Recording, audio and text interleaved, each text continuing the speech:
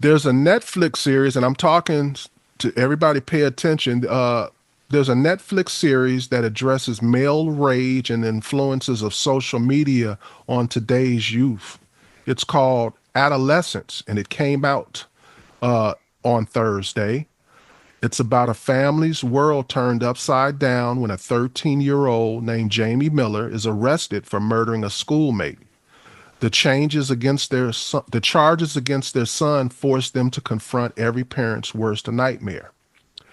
Uh, this is one of the rare TV series where all of the critics on Rotten Tomatoes gave it 100%. It has not gotten less than a 5 out of 5 or 100% yet from anybody. This is on Netflix for those of you that are wondering, and it is. Does it take place in Ireland? I have not figured that out yet. I'm going by his accent. Yeah, but that's he's what I was from going Ireland, right? The actual actor is from Ireland, so he. I don't know. I'm not sure. Yeah, maybe. I thought it was Ireland. It took, but I'm not sure. It probably doesn't matter. That's my guess. Yeah. Okay. Yeah, and I'm gonna watch it. I'm gonna say something. I don't know, Phil. I'm gonna ask you.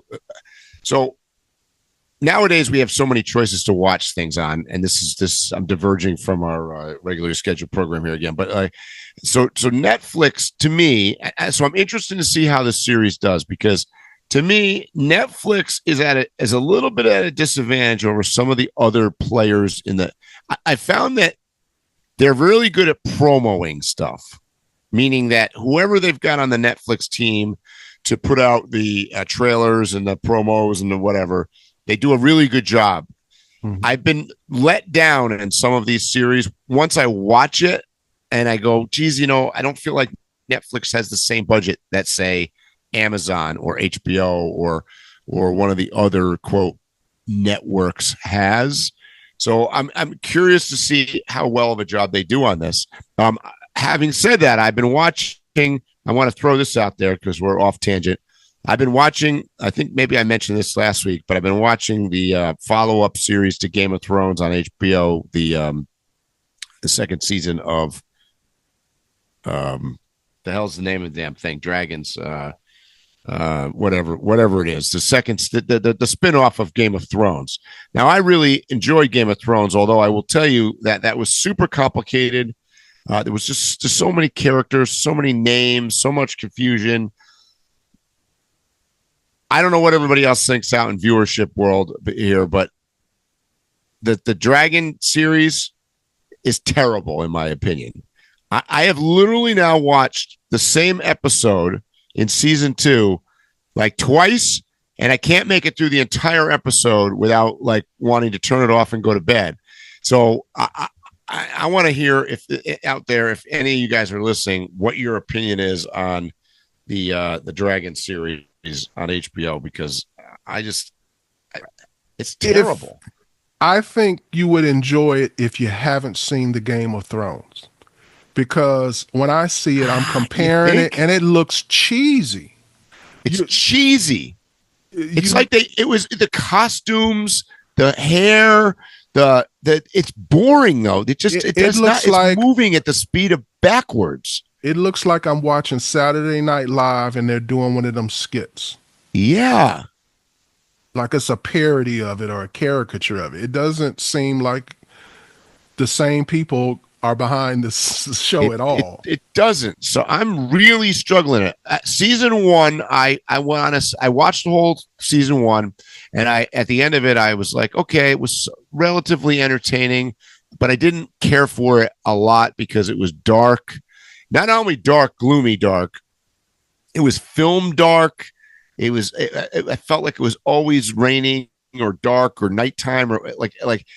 And I think that was their way of doing special effects without spending a lot of money because, the darker you make it, you can't see anything. And I just, but then everybody was like, I had a couple of friends tell me, well, season 2 is better. Oof. God, I think season 2 is worse. So you won't have that problem with this show, Mike. I've already seen the first episode. And so I'll break it down into three different things. The Okay. cinematography is the top of the level cinematography. You know, Okay. that's the kind of stuff I'm interested in. Okay. It there's not another level above it. They're at the top. They're using a one shot method where Mhm. the whole thing is shot with one camera Yep. continuously for an hour for 4 episodes. Okay. I've looked into this. It's no camera trick. They literally are Yep. going 45 minutes. They even showed where a guy bumps the camera against the wall. He may Yep. had an accident. They had to start the whole process over. So if you're into the look of a film and the techniques, that's Okay. going to excite you alone, because Okay. this is going to be something you've never seen before as far as the visuals. It's going to be so immersive. Secondly, the writers and the that wrote this have written some other things that have also gotten Rotten Potatoes 100%, which are rarely given out. No. And generally, when they get 100%, it is also reflected later on by what the actual viewers state. Yeah. Yep. Yep. So there's a very high chance that this is going to be a good movie just off the ratings. And like I said, I saw the first one and I was like, wow, I have never seen anything like this.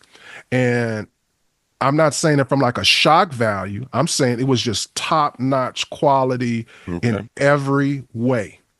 And this So is a 4-part series. So for basically, it's about 4 hours long. about 4 hours. Okay. And me and Mike have committed to watching this series, and we're going to talk about it next week. And we're hoping that you guys watch it too and have something to say. And let me be clear: we don't have. I pay for my Netflix. Ain't nobody talked me into bringing this up.